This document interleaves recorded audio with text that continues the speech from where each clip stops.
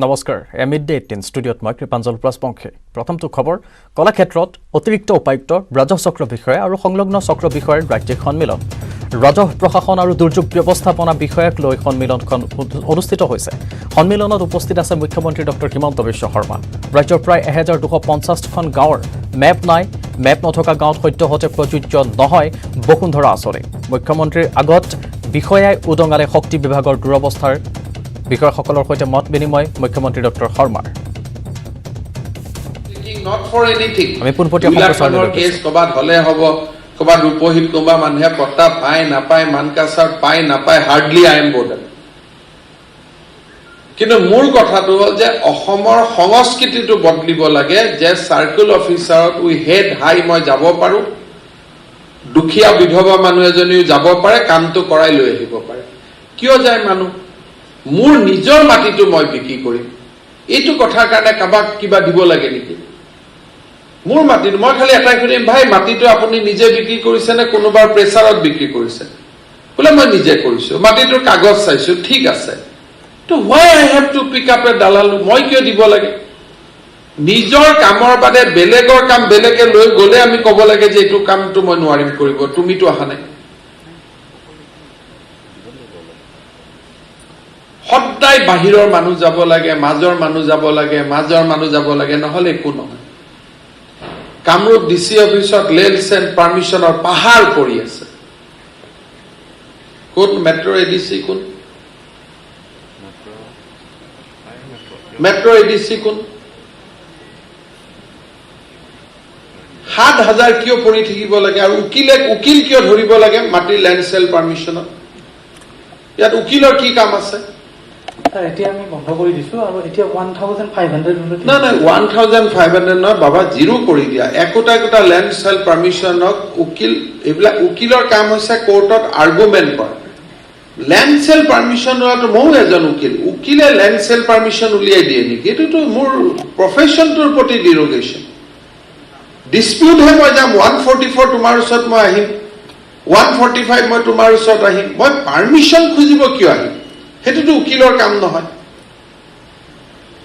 এই যে 1500 lend permission পৰি আছে তুমি আৰু ডিসিএমক আহি লক কৰিবা 7 তাৰিখৰ ভিতৰত সাৰ্কেল অফিচাৰ গুটে কেজনে ৰাতিয়ে নুশুই হলেও ক্লিয়াৰ কৰি 7 অক্টোবৰ দিনাখন ক্লিন কৰি দিব লাগিব যে কোনো লেন্ড সেল পাৰমিশন পৰি থকা নাই স্যাৰ এইখিনি অবজেকশন আছে কিছুমান অবজেকশন আছে পেপাৰত দিয়া অবজেকশন আছে পেপাৰত দি দিয়া যে এইখিনি অবজেকশন আছে কাৰণে আমি কৰিব পাৰো ভাল কথা মোৰ কোনো আপত্তি নাই কিন্তু সেই 1500 মোক সাইডত দিব লাগিব অবজেকশন ৰেইজ বাই অমুক হেতু পারমিশন দিব না লাগে হেতু তুমি অবজেকশনত দি দিলা কিন্তু অবজেকশন নোহোৱাটো 1500 তাত আছে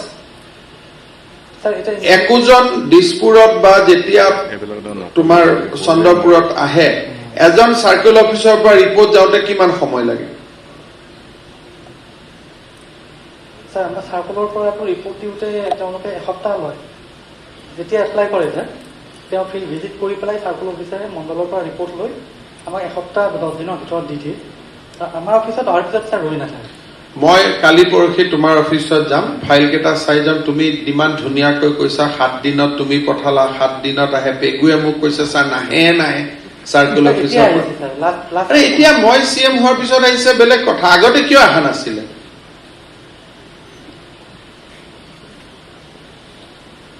আগতে কিয় অহা নাছিলে মেট্ৰোত সার্কেল অফিসার কোন কেটা আছে চাও থিয় হকচোন मुन्नी अविनाश मैं जो बताया था ना कि ये लोग रिपोर्ट लेके फ्राइडे ऑफिस में आ जाएगा फ्राइडे बाय मीटिंग ये डिस्पोज हो जाएगा लैंड सेल परमिशन कागज प्रोसेस नहीं करना है every Monday Saturday DC will send the sale permission report to circle officer या लोगों को सर्कल ऑफिस में ही अप्लाई करने दीजिए मेट्रो में स्टार्ट कीजिए काल परसों से let them apply in circle officer पर रिपोर्ट तो लय प्रत्येक शनिबारे शुक्रबारे डीसी लगत ADC DC circle officer in a committee मुड बही ताते लैंड परमिशन दे दीजिए मैं आपको बोला था ये ऑर्डर क्यों इशू नहीं हुआ मैं आप लोग को बोलते रहा ना मनी आपको भी बोलते रहा कि ये SOP बना दीजिए, henceforth land sale permission will be applied to the circle office. Circle officer will bring those with report. They will bring the report, bring those report to the DC on every Friday at 3 p.m. There will be meeting between ADC revenue, DC revenue, circle officer. And they will say, यहाँ problem नहीं है, minus बन जाएगा, permission is allowed. On the basis of minus, circle officer वहाँ जाके land sale permission issue कर देगा. ADC को issue करना जरूरत नहीं है. But there will be minus. On the basis of the minus, land sale permission will be issued by the circle officer itself. अब online तार प्राय बही online issue कर दिवो. So make anyway, आप लोग वहाँ ऑफिस में बैठ के एक बार मेट्रो का make this process simple. আর তোমালোকক এটা কথা কলো যে 7 দিনতকৈ কাৰো লেন্সেট এটো ডকুমেন্টস হে চাব লাগে, কাগজ হে চাব লাগে, মানুহক ওল পাত্তা, নিউ নাম্বাৰ, নিউ এইবিলাক পগলা কৰি থাকিব নালাগে। আৰু কালি অফিস কেটাত গৈ গামোচা দি দালাল কেটাক বিদায় দিয়া প্ৰথম। আৰু মই থপিয়াব লাগিলে বেয়া হ'ব, কিন্তু একদম বোলে ভাই আৰু যি হল আজিৰ পৰা আহিব নালাগে, লাগিলে হেতক মুদ্ৰা লোন টোন যি আছে নাম কেটা দি দিবা, মই যোগাৰ কৰি দিম, কিন্তু এই আৰু মাটিৰ কামত আৰু সোমাব নালাগে, বুজিলা? গোটেই 1700 কেছ 6 অক্টোবৰ যিখিনি অবজেকশন আছে, অবজেকশন বুলি অবজেকশন যেনেকে ডিসপোজ হয় সেই তাতে পেলাই দিলে হল, ক্লিন খিনি পারমিশন দি দিবা, ফ্ল্যাটৰ বিলাক খালি হৈ গল পুৰা কমপ্লিট। কামৰূপ ৰুৰেলত কিমান পৰি আছে ল্যান্ড সেল পাৰমিশন? ডিসি অফিসত আছে 673। কিয় 673 কিয় পৰি থাকিব লাগে? মানে এটো লাষ্টৰ যিখিনি আছে। কি লাষ্টৰ? মানে 673 around 200 and something আছে অবজেকশন। 6 অক্টোবৰৰ ভিতৰত অবজেকশন নাথাকা সব খালি কৰি দিব লাগিব। ল্যান্ড সেল পাৰমিশনত কিহৰ অবজেকশন থাকে? যাৰ কিবা টাইটেলত অবজেকশন কৰে বেলেগ কথা, 600 কাগজ কিয় জমা হ'ব লাগে? না কাগজ অনলাইনত আছে না, অনলাইনত 600 কেছ কিয় জমা হ'ব লাগে? স্যার মান্থলি আমাৰ আহে 1000 প্লাস। 1000 প্লাস মান্থলি আহিলো, মই বুজিলো। 1000 প্লাস ডেইলি ডিসপোজ হলে সার্কেল অফিসাৰৰ পৰা ৰিপৰ্ট আহি যায়, পাৰমিশন দিব লাগে বা নালাগে? সেইটো ডিসিট ডিসপোজ কৰোতে ইমান সময় কিয় লাগে? আমি পার ডে অলমোস্ট আমার 150 পারমিশন কে গৈ এভারেজ আমার গৈ আছে। আমি স্টিল 200 and something পারমিশনত এটা নিয়ম কৰিব লাগে যে Kamrup DC officer citizen charter 30 দিনত আমি সব ক্লিন কৰি দিম, যে এক্সেপ্ট অবজেকশন কেছ। আৰু যিমান মই মাটি দালালৰ নাম শুনো সেইবিলাকৰ নাম নোহোৱা হৈ যাব লাগে, সিহঁতি বেলেগ বেলেগ বিজনেছত যাব লাগে। কোনো কাৰণতে মাটি দালালৰ নাম মই শুনিব নালাগে, হাজোত হওক, নৰ্থ গুৱাহাটীত হওক, পলাশবাৰীত হওক।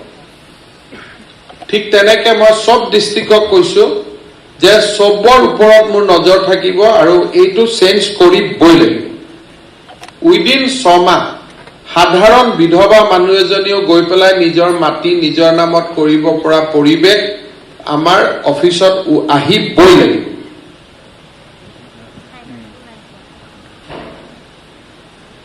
এটোৰ লগত কোনো কথা নাই, কাৰণ তোমালোকৰ this is beginning of Euro service career. এই সাৰ্ভিস কেৰিয়াৰটোত যদি আমাৰ সাৰ্কেল অফিচাৰ বিলাকৰ লগত দালালৰ চিনাকি হৈ যায়, তেতিয়ালে অসমত কেতিয়াও এডমিনিষ্ট্ৰেশ্যন নাথাকে।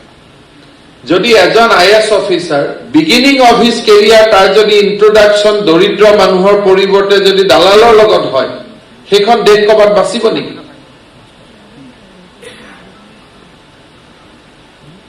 সাৰ্কেল অফিচাৰ ফাৰ্ষ্ট সাৰ্ভ হয় না, এটা 2021 কৈছে না ছোৱালী এজনী, তুমি মা কৈছা না?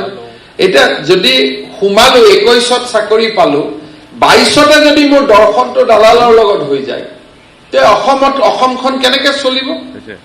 তানে লং 20-25-30 বছৰৰ কেৰিয়াৰটো দালালৰ লগতে চলি থাকিব, জীৱনটোত সেইটোৱে উইক পইণ্ট হৈ যাব। আৰু আগৰ দৰেটো কথা নাই যে মই টকা দি চাকৰি লৈছিলো গতিকে টকাকেইটা ৰিকভাৰী কৰিব লাগে।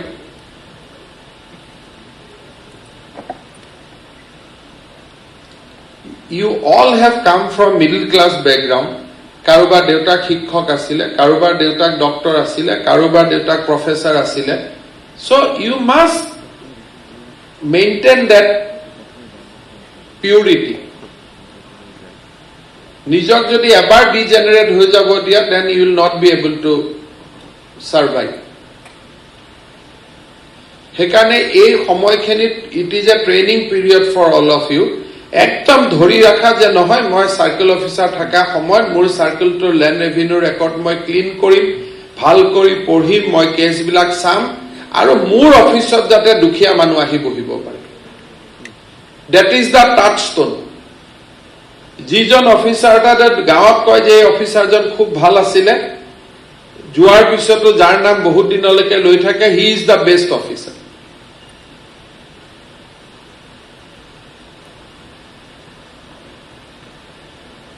So, মোটামুটি কেইটামান বহিল 2 অক্টোবৰত আমাৰ পোৰ্টেল খুলিব. 2 অক্টোবৰত পোৰ্টেলত আমি কি কৰিম? The mutation right by inheritance. অৰ্থাৎ যাৰ you know all these things, কিন্তু তথাপিতো মই সহজ ভাষাত কৈছো যে মোৰ মাটি দেউতাৰ আছিলে, মোৰ নামত ট্ৰান্সফাৰ হোৱা নাই. একদম সহজ কথা, আনডিসপিউটেড কথা আমি কৰিব লাগিব. মিউটেশন আফটাৰ ডিড ৰেজিষ্ট্ৰেশ্যন, মোৰ সেল ডিড হৈ গল, কিন্তু মই সাৰ্কেল অফিচত ভয়ত যোৱা নাই আৰু সি ভয়ত নাযায়. মিউটেশন আফটাৰ ডিড ৰেজিষ্ট্ৰেশ্যন কোনোবা যদি যোৱা নাই, সি ভয়ত যোৱা নাই. এইটোতকৈ সহজ কাম একোৱে নাই. That has to be done. Partition for undisputed case. এতিয়া ৰূপহীৰ ভণ্টিজনীয়ে সুধি আছিল 100 গৰাকী আহিলে মই কি কৰিম? আমি ইয়াত কি কৈছো? Undisputed case. য'ত ডিসপিউট আছে, ইউ কিপ ইট এসাইড, তাত procedure is laid down. So আমি কি কৈছো? Partition for undisputed case. লাটমণ্ডলে dispute কৰি দিয়া বিলাক নহয়. লাটমণ্ডলৰ আমি ওপৰত, আমি তলত নহয়. মাইণ্ডটো এনেকে লৈ যাবা যে ইউ আৰ এবভ লাটমণ্ডল, not below লাটমণ্ডল. বহুত সাৰ্কেল অফিচাৰটো এনেকুৱা যে তেওঁলোকে লাটমণ্ডলতকৈ নিজৰ তলত বুলি ভাবে যে ইহঁতি বহুত এক্সপাৰ্ট, গতিকে আমি আৰু সোমালে কি হয়, সিহঁতৰো ট্ৰেইনিং এটা হ'ব. They will also know that world has changed.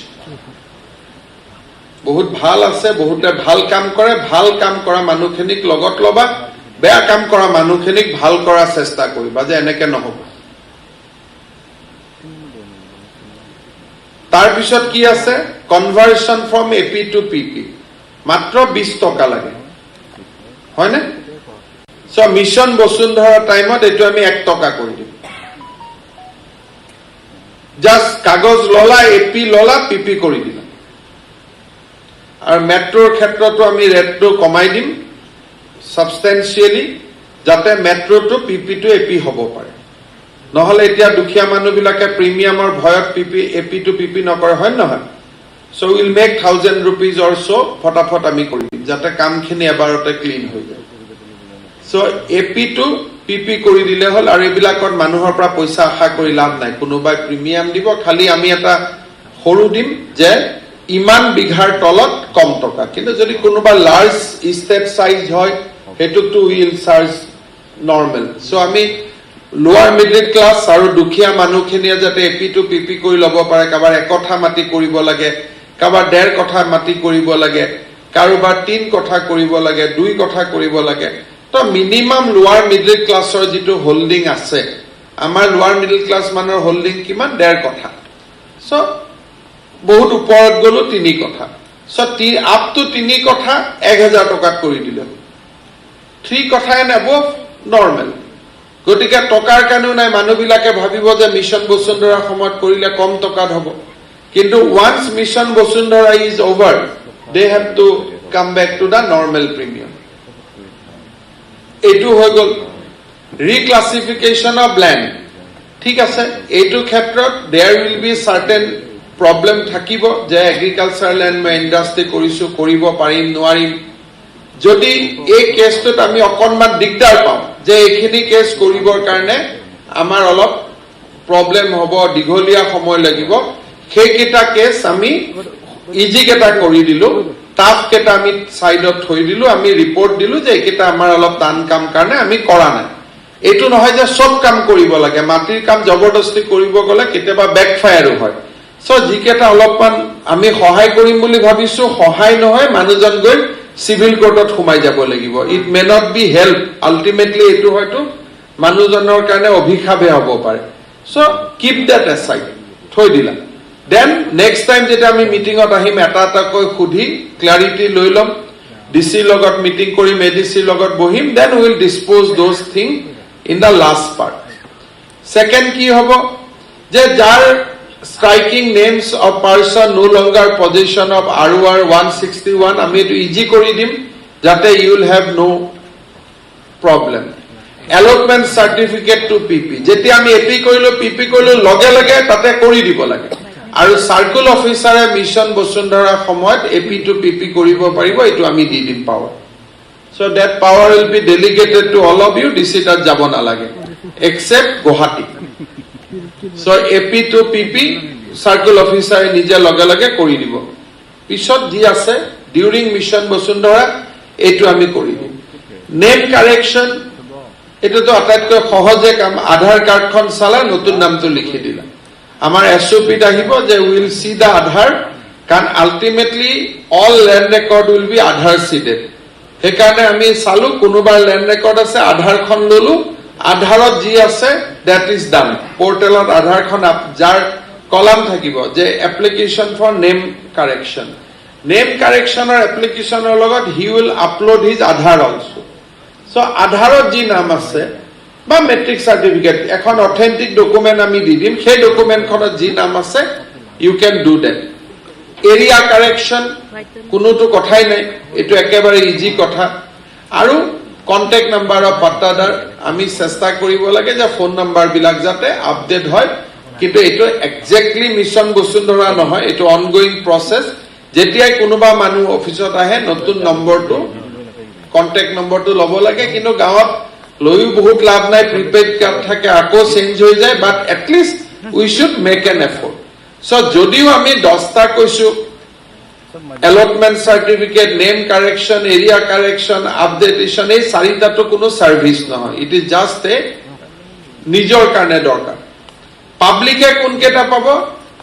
Mutation by right of inheritance, mute of by after deed registration, partition, conversion, reclassification আৰু ROR যিটো থাকিব।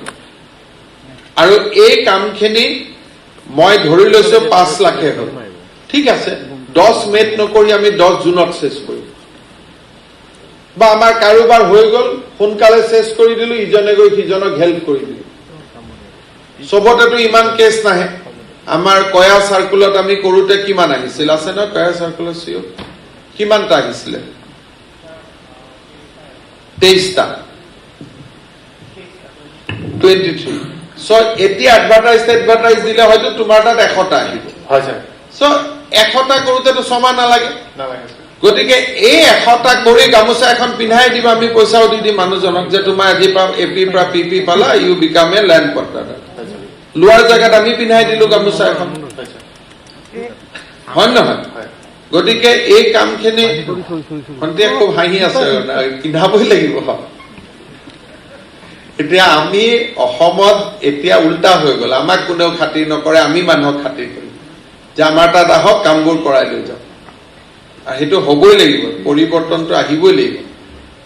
মই বাকি সব ষ্টেটত গৈছো, সব ষ্টেটত তেনেকুৱা আৰম্ভ হৈছে। আমিহে ইয়াত নিজক অফিচাৰ বুলি ভাবি আছো যে আমাৰ তাত মানুহ সোমাওতে পাৰ্মিশন, ওলাওতেও পাৰ্মিশন, বহুতেও পাৰ্মিশন। এইটো নহয়, মানুহক আহাই বন্ধ কৰি দিব লাগে যে আমাৰ তাত আহিবই নালাগে, আপুনি কিয় আহে? কামটো মই নাহাকৈ কৰি দিছো নহয়, আপুনি পৰ্টেলত দি দিয়ক, আহাৰ দৰকাৰে নাই, যাতে অফিসত গৈ বহুত শান্তিত থাকিব পাৰো, কোনো মানুহো নাই, ভিজিটৰো নাই, সব কাম পৰ্টেলত হৈ আছে। আমি কৰ্ণাটকত যিজন মানুহে ভূমি কৰিছিলে তেওঁকো আমি মাতিছো, আৰু আল্টিমেট কলাক্ষেত্ৰত অতিৰিক্ত উপায়ুক্ত ৰাজহ চক্ৰ বিষয়া আৰু সংলগ্ন চক্ৰ বিষয়াৰ ৰাজ্যিক সন্মিলন। তাত মুখ্যমন্ত্ৰী ডক্টৰ হিমন্ত বিশ্ব শৰ্মাই কেইবাটাও গুৰুত্বপূৰ্ণ বিষয়ৰ ওপৰত প্ৰশ্ন উত্থাপন কৰিছে, লগতে তেওঁলোকৰ সৈতে মত বিনিময় কৰিছে, আদান প্ৰদান কৰিছে ভাৱৰ। আৰু অসমক সলনি কৰাৰ এই সংকল্প বুলি তেওঁ উল্লেখ কৰিছে। অন্যান্য ৰাজ্যৰ দৰে সংকল্প লৈছে যাতে অসমকো তেওঁ তেনেধৰণে এক সুপথে লৈ যাব পাৰে তাৰ ওপৰতো আলোকপাত কৰে বুলি তেওঁ ইতিমধ্যে জানিবলৈ দিছে কলাক্ষেত্ৰত এডিচিৰ ৰাজহ চক্ৰ বিষয়াৰ সৈতে সন্মিলনত ভাগ লৈছে মুখ্যমন্ত্ৰী ডক্টৰ হিমন্ত বিশ্ব শৰ্মাই